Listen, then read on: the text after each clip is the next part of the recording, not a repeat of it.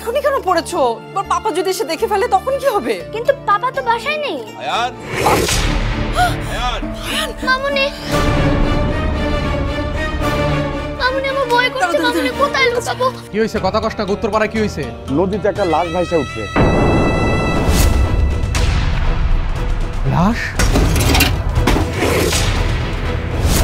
কেন এখানে?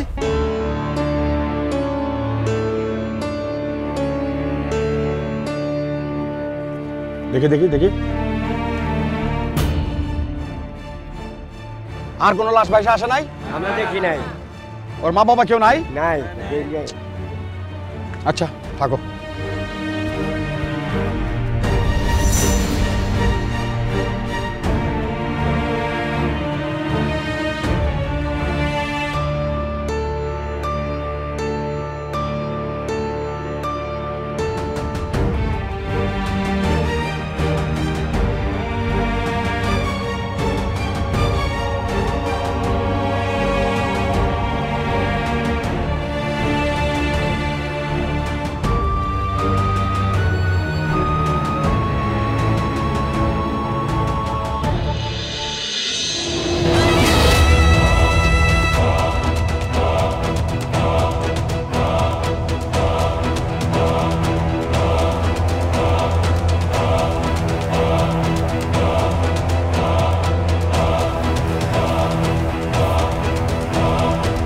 ব্যাপার, তোমাদের ডাকছি শুনতে পাচ্ছ না? দুজনের কি কানে সমস্যা নাকি?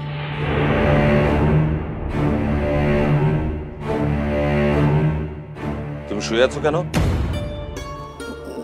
না মানে ইয়ে, আয়ানের শরীরটা বেশি ভালো লাগছে না, গাটা না গরম, জ্বর এলো কিনা।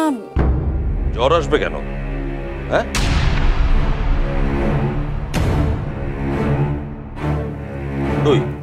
শরীরে তো কোনো তাপই নেই।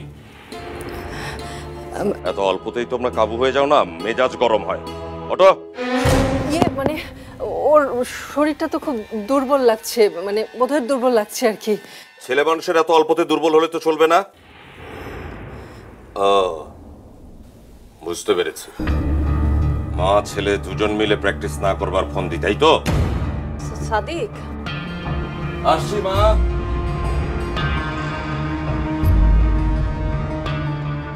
ওকে ফাইন, তোমার প্র্যাকটিসে যাবার দরকার নেই, কিন্তু তুমি আমার সঙ্গে বাইরে চলো, তোমার খোলা বাতাসের প্রয়োজন। হ্যাঁ,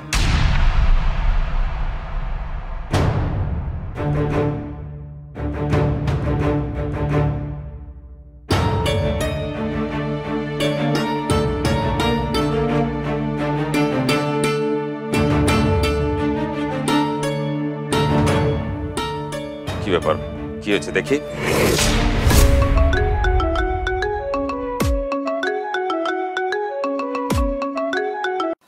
সালাম স্যার। জি স্যার, কোন ফাইলটা স্যার? জি sure sir, I let you know. তুমি কেন এটা পড়তে গিয়েছিলে? তুই ধরা পড়ে যেতে কি হতো তাহলে? বাপরে বাপ, কি ভয়টাই না পেয়েছিলাম। আর কখনো এরকম করবে না।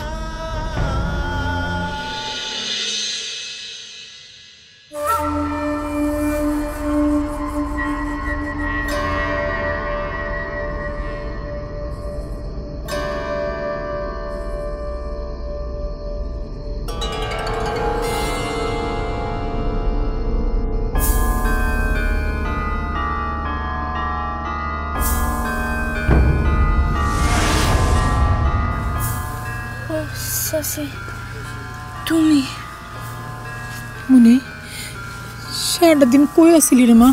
হ্যাঁ, আমি তো চিন্তা একবার অস্থির।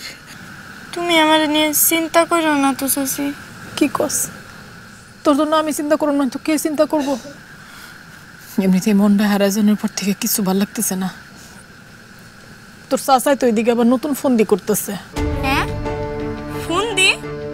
কিসের ফোন দি? তোর চাচাই তো গড্ডা